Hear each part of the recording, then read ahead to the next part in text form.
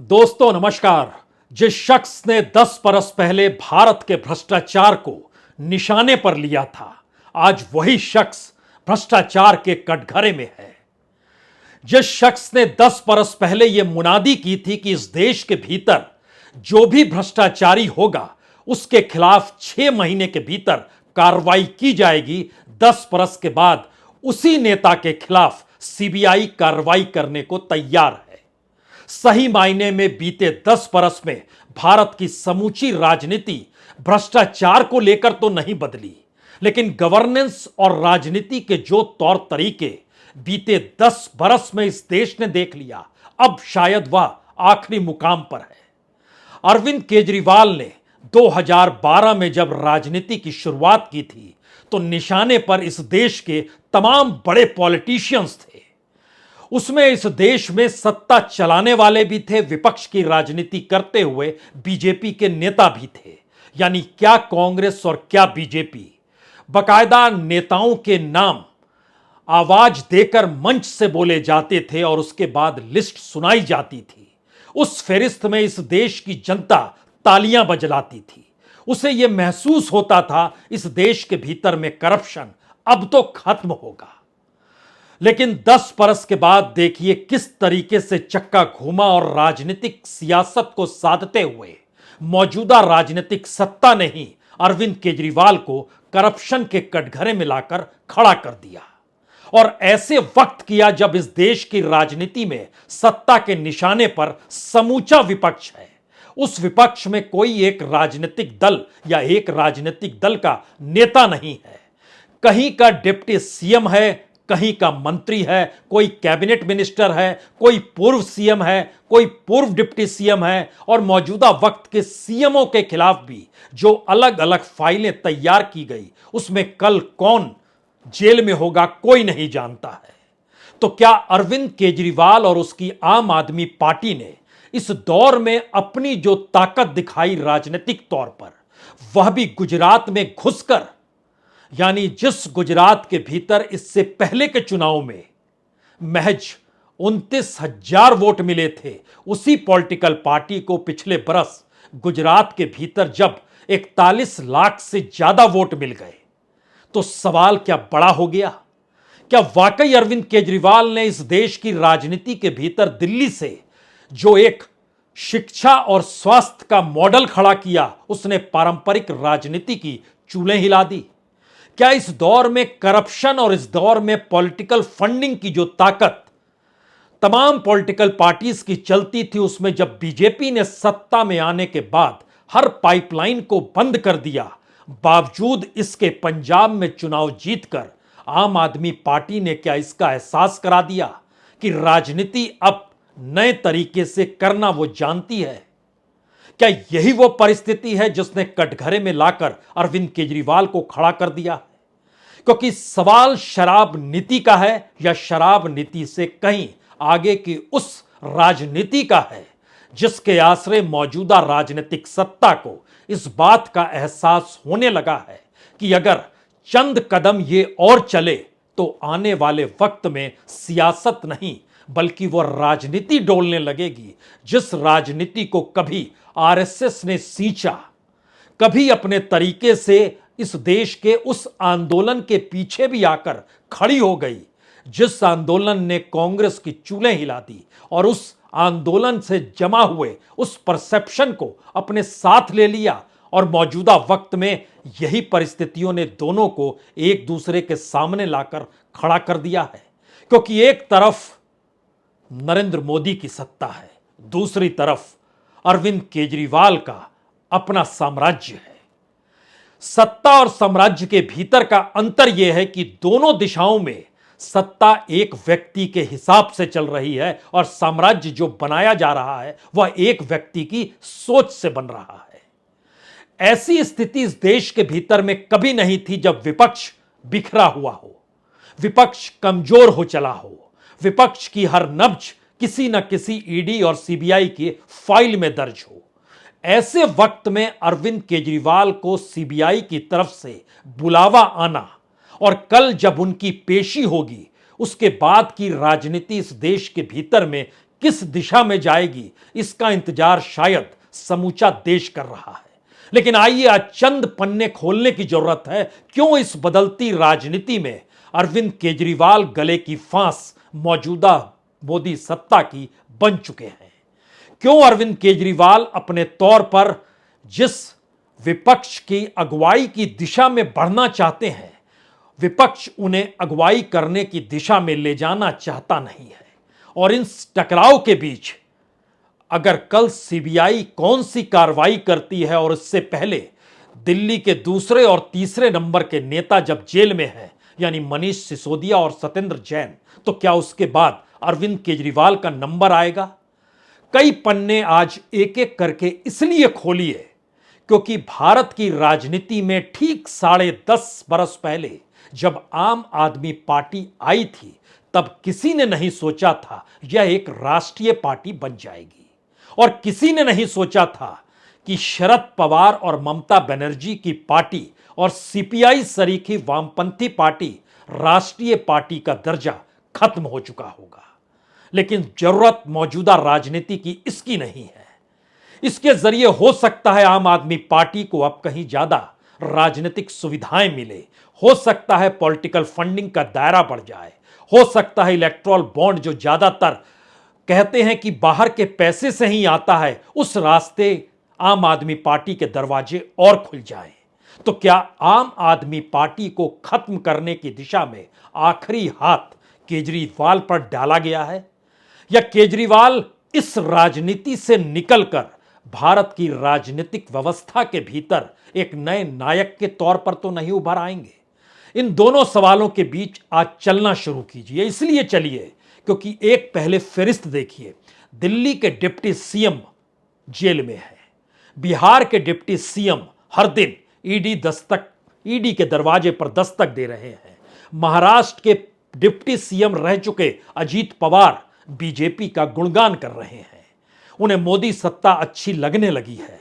महाराष्ट्र के पूर्व सीएम और देश के केंद्रीय मंत्री शरद पवार बैलेंस का खेल खेल रहे हैं। उत्तर प्रदेश की मुख्यमंत्री रही मायावती खामोश हो चुकी है।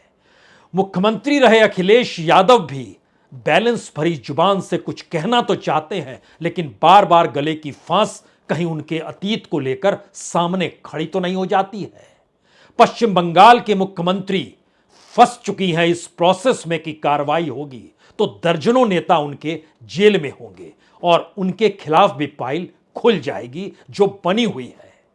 तेलंगाना के मुख्यमंत्री की बेटी जो विधायक, उनके खिलाफ भी फाइल खुली है, उन्हें भी दस्तक देनी पड़ती है ईडी और सीबीआई के दफ्तरों में।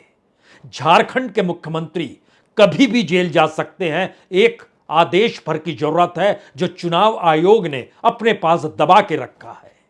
छत्तीसगढ़ के मुख्यमंत्री के तमाम इर्द गिर्द के नौकरशाह और तमाम नौकरशाह के साथ जो पॉलिटिशियन है वो घेरे में लिए जा चुके हैं।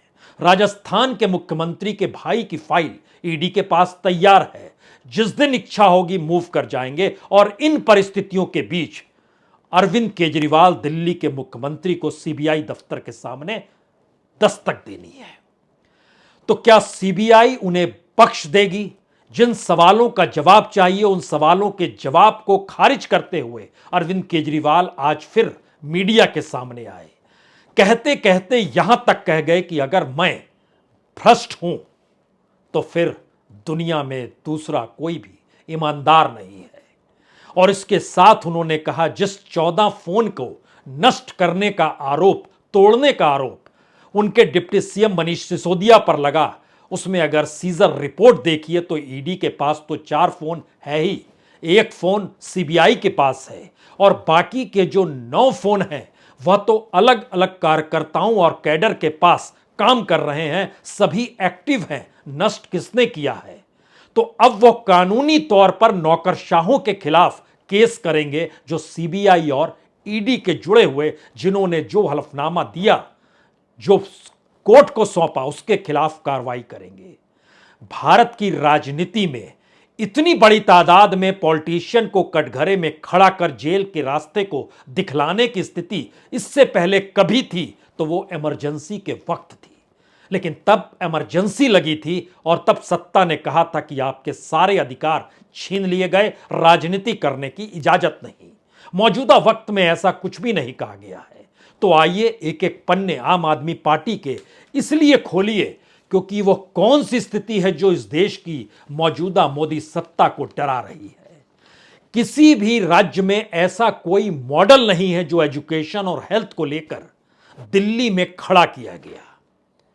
दिल्ली में जो शराब नीति आई उसको लेकर ही पंजाब में शराब नीति बदला गया और एक बरस के भीतर 41% रेवेन्यू का इजाफा हो गया। तो क्या जो शराब नीति और रेवेन्यू का खेल होता है उसके दायरे में बहुत सारे प्लेयर्स होते हैं जो चाहते हैं कि उनके पास लाभ मिलता रहे, और क्या शराब नीति उस पर रोक लगाना चाहती थी? अगर इसके दूसरे पक्ष को देखिए जहां 100 करोड़ रुपए का सवाल है, तो इस परिस्थिति में तो हर पन्ना मौजूदा वक्त में मोदी सत्ता को लेकर कटघरे में खड़ा करेगा। वो डिसइन्वेस्टमेंट का मुद्दा हो सकता है, वो निजीकरण का मुद्दा हो सकता है, वो मोनेटाइजेशन का मुद्दा हो सकता है, वो शेयर बाजार का मुद्दा हो सकता है, वो कॉरपोरेट को कौड़ियों के मोल देश की संपत्ति देने का मामला हो सकता है, वह इस देश के भीतर इलेक्ट्रॉल बॉन्ड से जो पैसा कहां से कैसे आ रहा है उसको लेकर जो नियम कायदे बनाए गए और उसमें जितना लाभ बीजेपी को हुआ वह मुद्दा भी हो सकता है, और आखिरी मुद्दा तो अडानी कांड का भी हो सकता है। तो क्या यह सारी परिस्थिति बतलाती है कि दरअसल इस देश में भ्रष्टाचार ही राजनीति को ड्राइव करती है? और क्यों नहीं हर उस शख्स को भ्रष्टाचार के दायरे में खड़ा कर दिया जाए जिससे कोई करप्शन को मुद्दा 2024 में नहीं बनाए, या भारत की राजनीति में करप्शन कोई मुद्दा है ही नहीं क्योंकि सभी करप्ट है, ऐसी परिस्थिति लाई जा रही है? या इससे इतर जो फैलते हुए पांव हैं क्योंकि आम आदमी पार्टी युवाओं की पार्टी है, टेक्नोलॉजी प्रेम पार्टी है, सोशल मीडिया में बहुत सक्रिय पार्टी है, इसके पास एक अपना राजनीतिक मॉडल है, प्रोफेशनल्स को साथ लेकर चलने वाली पार्टी है, और उसमें अलग अलग जगहों पर जो पारंपरिक राजनीति करते हुए चाहे राष्ट्रीय राजनीतिक दल के लोग हों या इस देश के भीतर में जो छत्रप हो, उनकी राजनीति से एक ऊब हो चली है। यहां एक क्षण के लिए हमें लगता है एक ध्यान किसी को भी देना चाहिए जब प्रधानमंत्री मोदी ने कहा, देखिए सारा विपक्ष जो भ्रष्टाचारी है एकजुट हो गया है। हम यहां आपके सामने एक लिस्ट बतलाते हैं। 2015 में अरविंद केजरीवाल ने इस देश के 15 नेताओं के भ्रष्टाचार की लिस्ट रखी थी, और 2014 के लोकसभा चुनाव से ऐन पहले जनवरी के महीने में 20 लोगों की और लिस्ट रखी। कुल मिला के 25 लोग ऐसे थे जो कॉमन थे। उन 25 के नाम देखिए, तमाम पॉलिटिकल पार्टी से जो जुड़े हुए थे। उसके बाद सोचिए कि राजनीति में जो भी कदम रखेगा उसे इस भ्रष्टाचार का सामना करना पड़ेगा, क्योंकि अगर आप बाहर थे, इंडिया अगेंस्ट करप्शन के तहत काम कर रहे थे, फिर आम आदमी पार्टी के तहत काम करने लगे। जब आप बीजेपी और आरएसएस में थे और जब मोदी सत्ता की अगुवाई कर रहे हैं, जब वो कहते हैं समूचा विपक्ष करप्ट है, तो हमें लगता है उस फाइल को आज खोला जाए। उस वक्त अरविंद केजरीवाल ने 2 बातों का जिक्र किया था कि दरअसल राहुल गांधी और नरेंद्र मोदी 2012 का जिक्र हम कर रहे हैं, 500 करोड़ रुपए अपने ब्रांडिंग पे खर्च कर रहे हैं, और जब ये सत्ता में आएंगे तो इस पैसे को हम ही और आपसे लेंगे। यानी उस नब्ज को उन्होंने पकड़ा कि भारत की राजनीति में जनता का पैसा कैसे लिया जाता है और राजनीतिक तौर पर अपनी ब्रांडिंग कैसे की जाती है। उस करप्शन की परिस्थिति के बाद उन्होंने जो लिस्ट रखी, उस लिस्ट में नाम रॉबर्ट वड्रा और डीएलएफ का था। जमीनों की हेरफेर ये कैसे कर रहे हैं। उस दौर में कानून मंत्री सलमान खुर्शीद का नाम था। सलमान खुर्शीद और उनकी पत्नी पर अपंग बच्चों की जो ट्राइस्किल थी उसको लेकर भ्रष्टाचार के आरोप लगे थे। मीडिया के एक रिपोर्टर ने यह रिपोर्ट फाइल की थी और हंगामा मच गया था इस देश के भीतर में। उनका नाम भी रखा था। यह रिपोर्ट शायद दीपक शर्मा की थी, उन्होंने इस रिपोर्ट को रखा था, इस मुद्दे को भी जोड़ा। लेकिन जरा फेरिस्त देखिए, जो भ्रष्टाचार के नेताओं की लिस्ट अरविंद केजरीवाल ने 10 बरस पहले रखी थी। सुशील कुमार शिंदे, पी चिदम्बरम, कपिल सिब्बल, जीके वासन, सलमान खुर्शीद, वीरप्पा मोइली, श्री प्रकाश जायसवाल, कमलनाथ, पवन बंसल, नवीन जिंदल, अवतार सिंह भडाना, अनु टंडन, सुरेश कलमारी, तरुण गोगोई जो असम के मुख्यमंत्री थे। ज्यादातर नाम, आपको एक दो नाम छोड़कर सभी कांग्रेसी नाम। उसके बाद बीजेपी के नामों में नितिन गडकरी का नाम, येदुरप्पा का नाम, अनंत कुमार जो अब नहीं है उनका नाम, मौजूदा information broadcasting minister Anurag Thakur का नाम, मायावती का नाम, मुलायम सिंह यादव का नाम जो अब नहीं है हमारे बीच, शरद पवार का नाम, फारूक अब्दुल्ला का नाम, जगन मोहन रेड्डी का नाम, प्रफुल्ल पटेल का नाम, कनिमोझी का नाम, फारूक अब्दुल्ला का नाम। इतने नामों का जिक्र करते हुए उन्होंने जनता से ऐलान किया था कि आप इन्हें वोट मत दीजिए और मैं सत्ता में आया तो 6 महीने के भीतर इनके खिलाफ कानूनी कार्रवाई की शुरुआत कर दूंगा।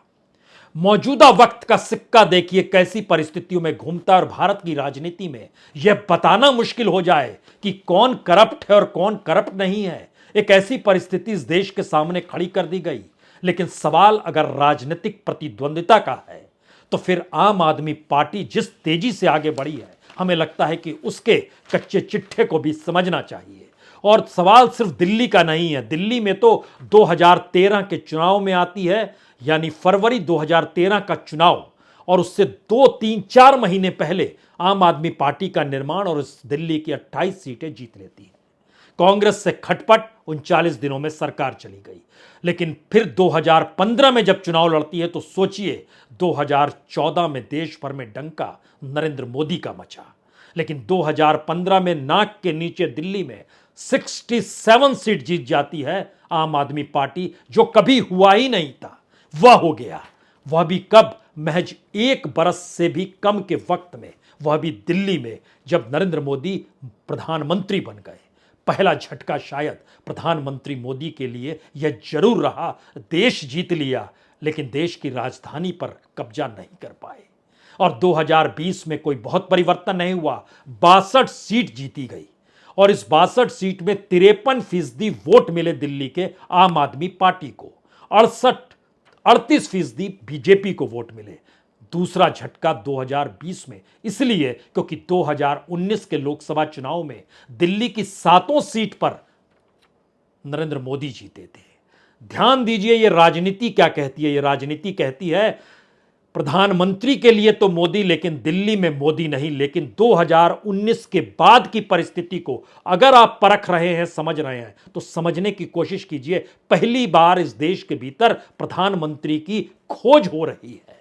विपक्ष की एकजुटता यूं ही नहीं हो रही है, विकल्प यूं ही नहीं तलाशे जा रहे हैं, मुद्दे दर मुद्दे यूं ही नहीं उठ रहे हैं, सरकार के माथे पर शिकन यूं ही नहीं है। परेशानी तो है, इसीलिए वो कहीं ज्यादा एग्रेसिव और उग्र है।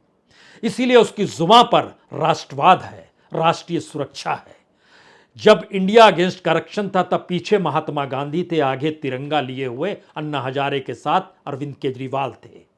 लेकिन दिल्ली की राजनीति को समझते समझते इसके आगे की परिस्थिति में हर राज्य को देखने की कोशिश कीजिए, क्योंकि गुजरात में एंट्री एक बड़े खतरे की घंटी बीजेपी को नहीं, उस मोदी सत्ता और उस गुजरात मॉडल को लगी जिसके आश्रय ये चले आ रहे थे। यानी जो आम आदमी पार्टी सिर्फ 29,000 वोट 2017 में ले जाए, 2022 में वह 41,12,000 वोट ले जाए और 5 एमएलए भी बन जाए और ये लगभग 13% वोट मिले। और इसके बाद जब म्युनिसिपल कॉरपोरेशन के चुनाव हुए तो उसमें सूरत में 27 पार्षद उसके बन गए। ये अलग मसला है कि आज ही सूरत के, आज ना कहिए कल शाम कहिए, कल शाम सूरत के 6 पार्षद बीजेपी में चले गए, उससे पहले 4 पार्षद और चले गए थे, यानी 10 पार्षद बीजेपी में जा चुके हैं। क्योंकि गुजरात मॉडल किसी दूसरी पॉलिटिकल पार्टी के किसी दूसरे नेता को उस दूसरे विचारधारा के साथ जीने नहीं देता है, तो कांग्रेस के भी नेताओं का यही संकट बार बार रेंगता है। और इस राजनीति को दिल्ली और गुजरात में साधने के साथ अगर अलग अलग जगहों पर देखेंगे तो आपके जहन में पंजाब के भीतर जो जीत हासिल की गई वह भी बड़ी महत्वपूर्ण है, क्योंकि 2017 में 20 एमएलए और 2022 में 92 एमएलए 117 में से, यह राजनीति तो कभी अकाली भी नहीं खेल पाए, कांग्रेस भी नहीं खेल पाई। 92 एमएलए के साथ वहां पर आना और उसके बाद 5-6 लोगों को राज्यसभा में भी भेजना, दिल्ली से भी राज्यसभा में भेजना। राष्ट्रीय माने स्टेट पार्टी के तौर पर मान्यता तो 2014 में ही मिल गई थी, जब 4 एमपी जीत गए थे आम आदमी पार्टी के टिकट पर। लेकिन सवाल यह नहीं है, राज्य दर राज्य देखिए, गोवा के भीतर 6% वोट आए, उत्तर प्रदेश के भीतर हालांकि 0.35% ही वोट आए, लेकिन मौजूदगी दिखाने के लिए हरियाणा सामने खड़ा था, जहां पर जिला परिषद में 15 सीटें जीत गए। राज्य दर राज्य परिस्थिति देखिएगा तो आपके सामने किसी दूसरी पॉलिटिकल पार्टी का यह मॉडल निकल कर नहीं आएगा, जहां पर युवा होंगे, जहां पर पार्टी एग्रेसिव होगी, जहां पर तकनीकी ज्ञान कार्यकर्ताओं तक को होगा, सोशल मीडिया के भीतर और आईटी सेक्टर के साथ कहीं ज्यादा भागीदारी होगी, आईआईटी और आईएम से जुड़े लड़के भी साथ जुड़े होंगे, प्रोफेशनल्स को अच्छा लगता होगा, एक मॉडल होगा हेल्थ और एजुकेशन को लेकर, कैडर इतना फास्ट मूव करता होगा दिल्ली की सड़कों पर और देश के अलग अलग हिस्सों में, जो किसी दूसरी पॉलिटिकल पार्टी के लिए संभव नहीं है। और यहीं से बड़ा सवाल निकलता है कि सीबीआई के दरवाजे पर कल जब अरविंद केजरीवाल पहुंचेंगे तो क्या होगा। और जिस शराब नीति का जिक्र हो रहा है, अगर उस प्रक्रिया के भीतर हम आना शुरू करें तो हो सकता है बहुत सारे सवाल कल सीबीआई लेकर बैठी हुई हो। लेकिन इस देश में करप्शन के आसरे और राष्ट्रीय पॉलिटिकल पार्टी होने के बाद दोनों परिस्थिति को जोड़िएगा तो आम आदमी पार्टी को अंतर्राष्ट्रीय तौर पर, अगर बीजेपी की मौजूदा राजनीतिक सत्ता की ताकत उसके पास अगर नहीं होती 2014 से पहले, तो विदेशों से भी इतना फंड जो इलेक्ट्रल बॉन्ड के जरिए आ जा रहा है वह भी नहीं आता। लगभग 20 से 30% फंडिंग दुनिया के अलग अलग हिस्सों से, चाहे वो बहुत कम ही क्यों ना हो, सोचिए America, Britain, Canada, United Arab अमीरात, हांगकांग, सिंगापुर, इन जगहों से लगभग 21% फंडिंग आम आदमी पार्टी की, और नेशनल पॉलिटिकल पार्टी बनने के बाद यह इलेक्ट्रल बॉन्ड के जरिए फंडिंग और बढ़ेगी। तो भारत की राजनीति जब उस मुहाने पर आकर खड़ी हो गई है जहां पर सामने इस देश में सत्ता और विपक्ष के बीच एक होड़ लगी हुई है, ऐसे में अरविंद केजरीवाल को छेड़कर कहीं अपने पैरों पर कुल्हाड़ी तो नहीं मार ली। और क्या ये एक ऐसी परिस्थिति है, अगर जेल जाने की स्थिति में खड़ी आम आदमी पार्टी हो जाए और वो कहने लगे हम जेल जाएंगे, और तमाम कैडर कल सड़क पे निकलता हुआ दिखाई देने लगे, और भारत की राजनीति के भीतर करप्शन के मुद्दे को लेकर अगर आम आदमी पार्टी के नेता अरविंद केजरीवाल को कटघरे में खड़ा कर जेल के शिक्षों के पीछे भेजने की तैयारी है, तो शायद यह राजनीतिक मोड़ इस देश को देखना इसी साल है।